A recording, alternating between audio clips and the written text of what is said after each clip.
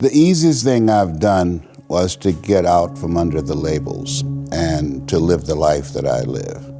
The most difficult thing I've ever done was to believe that I can do it.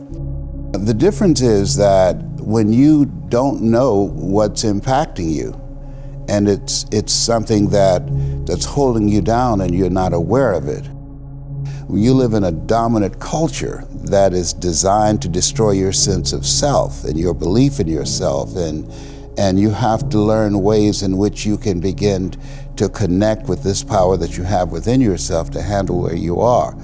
The key is to be constantly in a perpetual process of discovering the truth of who you are and fighting constantly to look for ways in which you can escape the inner conversation.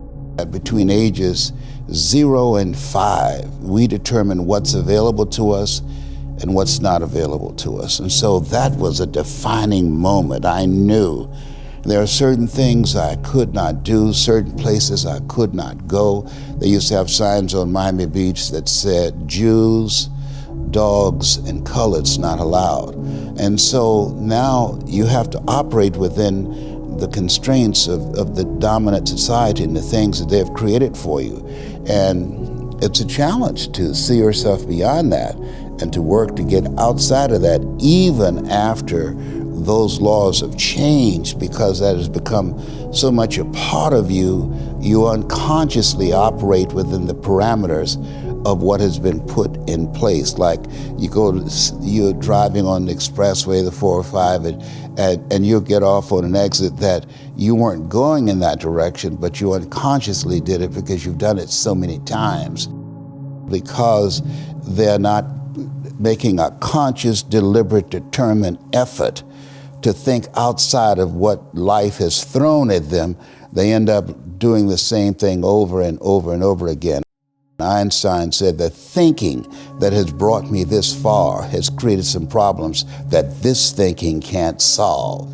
And so through relationships, through reading, through studies, through goals and dreams beyond your comfort zone, it allows you to begin to live out of your imagination as opposed to out of your history. Disney said, the imagination is a preview of what's to come.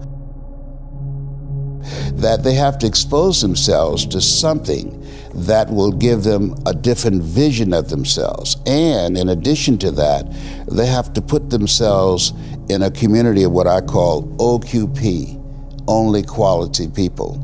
A gentleman who dramatically transformed my life, I was a junior at Booker T. Washington High School in Miami, Florida, and I went in his class looking for another friend, and he said, go to the board and work this problem out for me. I said, sir, I can't do that. He said, why not? I said, I'm not one of your students. He said, do it anyhow. And the other kids started laughing, saying, he's Leslie, he's DT. And he said, what's DT? His brother is smart, but he's the dumb twin.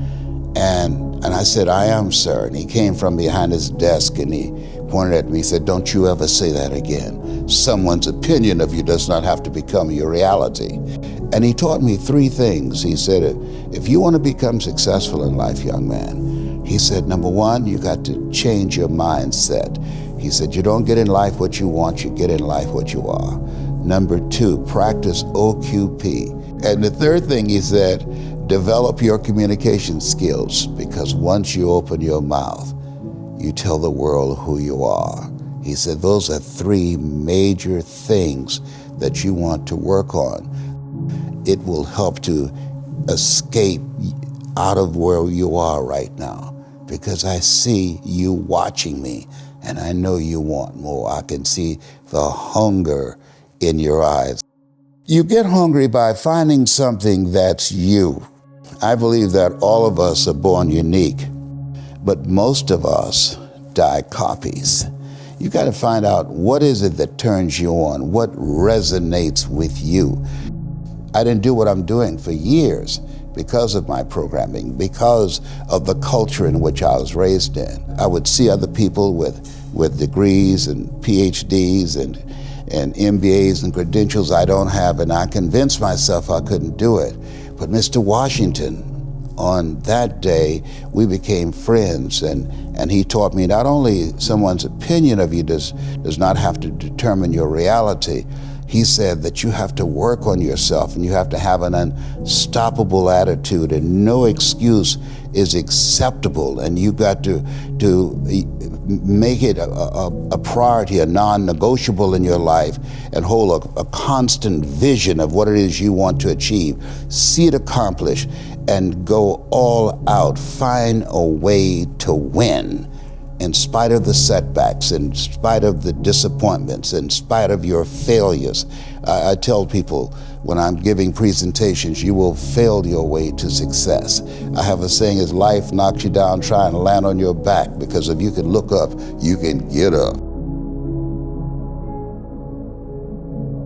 Those experiences, they challenge you to go to that next level and continue to move forward in your life, doing new and exciting things. You know, Horace Mann said, we should be ashamed to die until we've made some major contribution to humankind. And so my goal is to make a major contribution to humankind.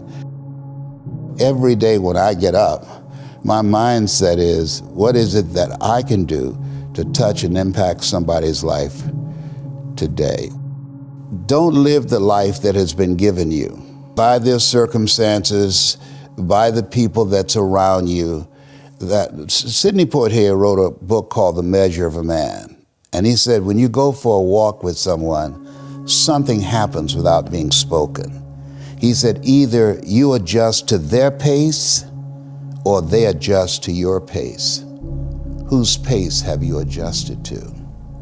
And so there are things that we pick up and we think that they're our choices, but they're the choices that we've been programmed by life to do. When we leave our homes in the morning, we're bombarded with over 6,000 advertising hits through Facebook, through Twitter, through Instagram, through television, through our phones and through our communities, and through the computers. And so all of these things are impacting us every day.